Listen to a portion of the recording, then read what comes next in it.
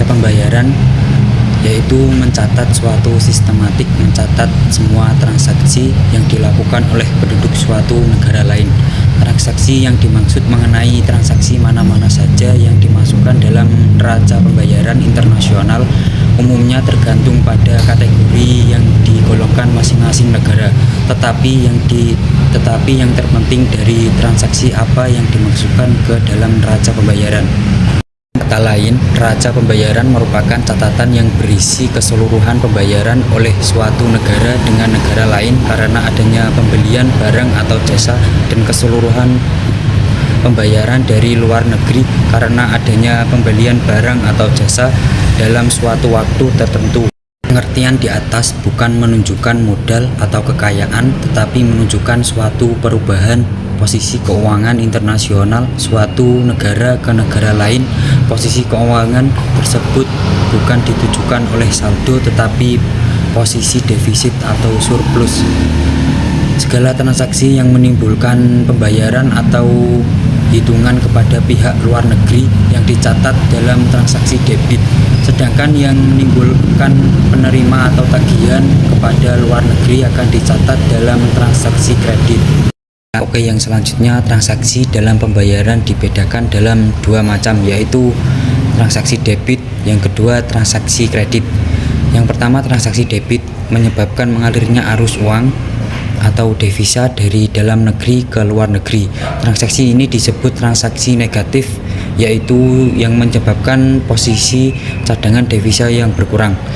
Untuk ciri-ciri transaksi debit, yang pertama diberi tanda minus. Ini menunjukkan bahwa negara yang mempunyai neraca pembayaran telah menerima suatu dari luar negeri. Yang kedua, adanya pengurangan devisa karena pembayaran ke luar negeri karena dapat menyebabkan penurunan devisa seperti impor barang dan jasa. Yang ketiga, adanya tagihan tunai yang harus dibayar kepada ke luar negeri. Yang terakhir yaitu kewajiban untuk melakukan pembayaran kepada ke luar negeri. Untuk yang transaksi kedua yaitu transaksi kredit, yaitu yang menyebabkan mengalirnya arus uang devisa dari luar negeri ke dalam negeri. Transaksi ini disebut juga transaksi positif, yaitu transaksi yang menyebabkan bertambahnya posisi cadangan devisa negara. Untuk ciri-ciri transaksi kredit, yang pertama diberi tanda plus. Ini menunjukkan bahwa negara yang mempunyai neraca pembayaran telah menerima suatu dari luar negeri. Yang kedua, adanya menambahnya devisa karena menerima tagihan dari luar negeri. Yang ketiga, adanya tagihan-tagihan tunai yang harus dibayar oleh luar negeri. Yang terakhir, bertambahnya hak untuk menerima pembayaran dari luar negeri. Saya Atina Ilvanavia, NIM 0031. Di sini saya akan menjelaskan tentang fungsi dan tujuan neraca pembayaran. Yang pertama, saya akan menjelaskan tentang fungsi neraca pembayaran. Yang pertama yaitu sebagai bahan pemerintah dalam mengambil keputusan di bidang perdagangan internasional. Yang kedua, sebagai bahan pemerintah dalam membuat keputusan atau kebijakan moneter yang dilaksanakan oleh suatu negara. Yang ketiga yaitu sebagai alat untuk mengukur atau menilai keadaan ekonomi yang berhubungan dengan transaksi ekonomi internasional dari suatu negara. Yang keempat yaitu sebagai data-data keuangan internasional. Yang kelima, sebagai alat pendapatan transaksi ekonomi supaya pemerintah suatu negara ketika melakukan kegiatan ekspor dan impor tidak mengalami kerugian dan bisa melakukan penyelesaian pembayaran tepat waktu. Yang keenam yaitu sebagai alat untuk mencatat anggaran yang akan dikeluarkan dalam transaksi internasional. Yang kedua, saya akan menjelaskan tentang tujuan dibuatnya neraca pembayaran. Yang pertama yaitu mengetahui peran sektor eksternal, melihat sejauh mana ekspor dan impor memengaruhi perekonomian domestik. Yang kedua, mengetahui aliran sumber daya antar negara. Apakah suatu negara lebih banyak mengekspor atau mengimpor barang dan modal? Yang ketiga yaitu mengetahui struktur ekonomi dan perdagangan. mengidentifikasikan pola ketergantungan ekonomi suatu negara terhadap luar negeri. Yang keempat, mengidentifikasi permasalahan ekonomi. Menilai kemampuan negara memenuhi kewajiban internasionalnya. Yang kelima yaitu mengetahui perubahan cadangan devisa. Melihat dampak surplus atau defisit neraca pembayaran. Yang keenam yaitu sebagai dasar penyusunan anggaran devisa, merencanakan kebutuhan devisa dan pinjaman luar negeri. Yang ketujuh yaitu sebagai sumber data pendapatan internasional. Karena ekspor impor berpengaruh langsung pada perhitungan pendapatan nasional. Singkatnya, neraca pembayaran dibuat untuk memantau hubungan ekonomi internasional suatu negara, menilai ketergantungan dan kesehatan ekonominya, serta menjadi dasar kebijakan fiskal dan moneter.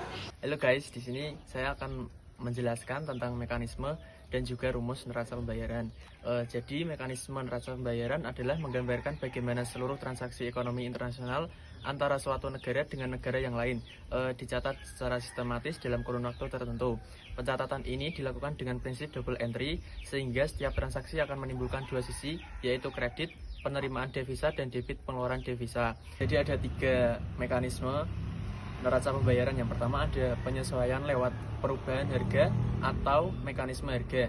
Akibat dari proses ini disebut price effect. Yang kedua yaitu penyesuaian lewat perubahan pendapatan nasional atau mekanisme pendapatan.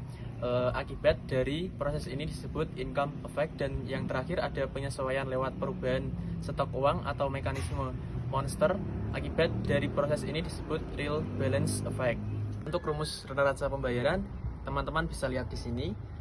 Dan untuk keterangannya yaitu BOP adalah sebagai neraca pembayaran, X min M adalah neraca transaksi berjalan yang merupakan selisih antara ekspor dan juga impor barang dan jasa.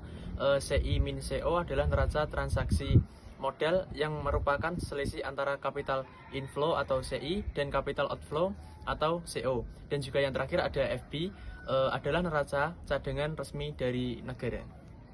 Perkenalkan, nama saya Syifa Nurhoirina, NIM 033. Nah, di sini saya akan menjelaskan komponen-komponen neraca pembayaran. Nah, yang pertama ada neraca transaksi berjalan atau biasa disebut current account, yaitu yang mencatat transaksi barang dan jasa, pendapatan primer dan pendapatan sekunder antara penduduk suatu negara dengan penduduk negara lainnya. Nah, neraca transaksi berjalan ini menunjukkan seberapa besar suatu negara dapat membiayai impor barang dan jasa dari hasil ekspor barang dan jasa. Nah, jika nilai ekspor lebih besar daripada impor, maka transaksi berjalan mengalami surplus. Begitupun sebaliknya, jika nilai impor lebih besar daripada ekspor, maka neraca transaksi berjalan mengalami defisit.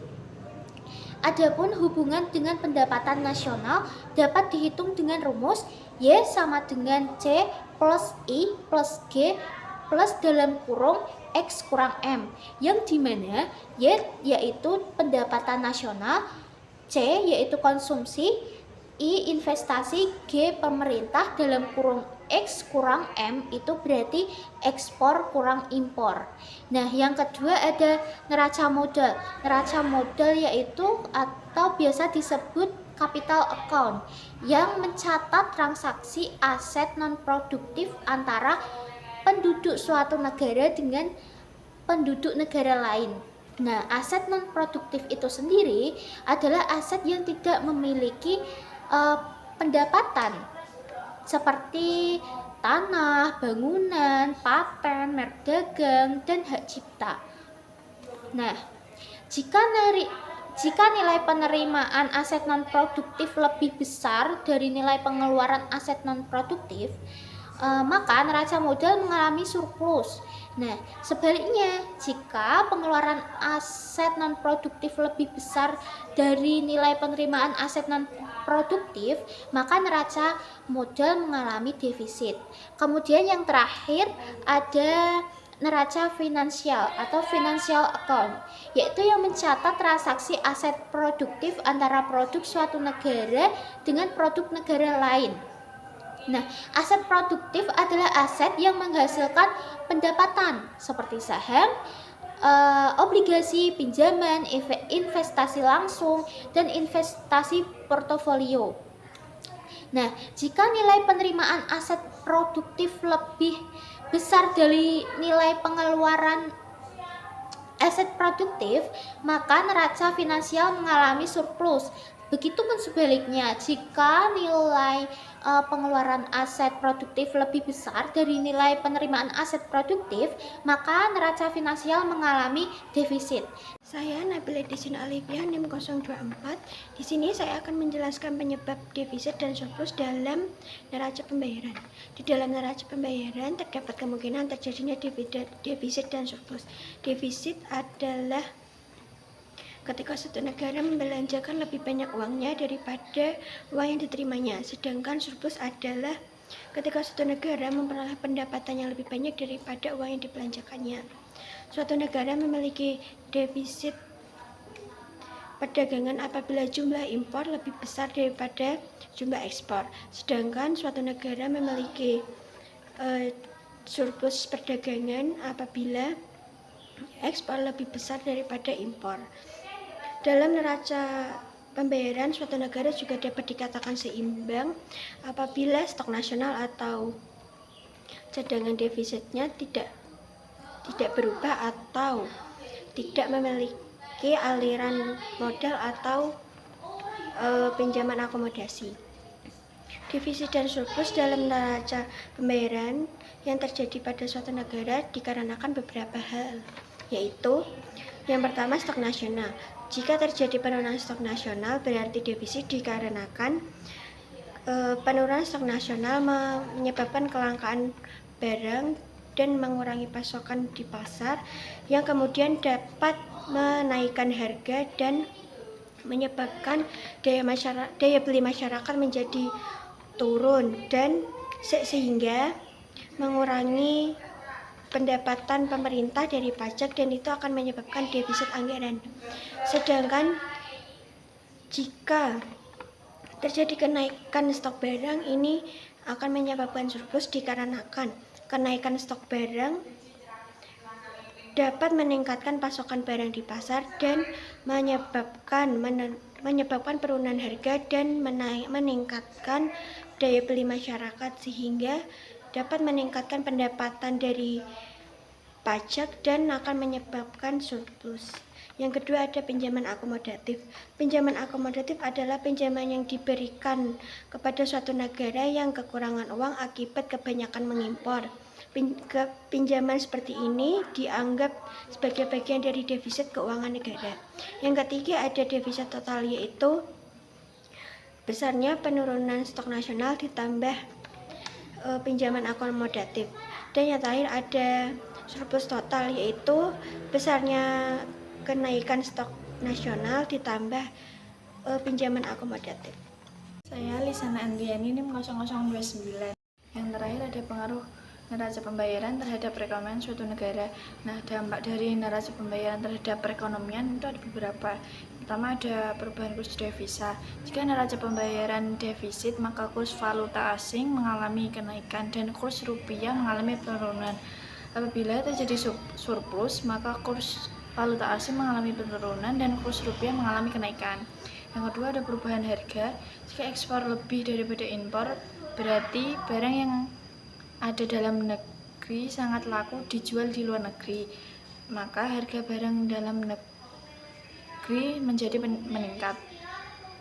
Yang ketiga ada perubahan tingkat pendapatan, yaitu ekspor merupakan komponen pendapatan nasional sehingga perubahannya nilai ekspor akan mengakibatkan perubahan pendapatan nasional. Yang terakhir ada perubahan tingkat bunga. Jika investasi luar negeri banyak mengalir ke dalam negeri, maka bunga yang berlaku rendah karena hubungan antara tingkat bunga dengan tingkat investasi adalah berbanding terbalik. Sebaliknya, jika investasi yang terjadi menurun, maka tingkat bunga yang berlaku tinggi. Yang terakhir ada proses penting yang menyangkut neraca pembayaran internasional sebagai berikut. Yang pertama ada Prince effects atau penyesuaian melalui perubahan harga-harga atau mekanisme harga. Yang kedua ada income effects, penyesuaian melalui perubahan pendapatan nasional atau mekanisme pendapatan. Yang terakhir ada penyesuaian melalui perubahan stok uang atau mekanisme moneter atau real balance effects. Sekian dari kami, terima kasih telah menonton video kami. Bye-bye.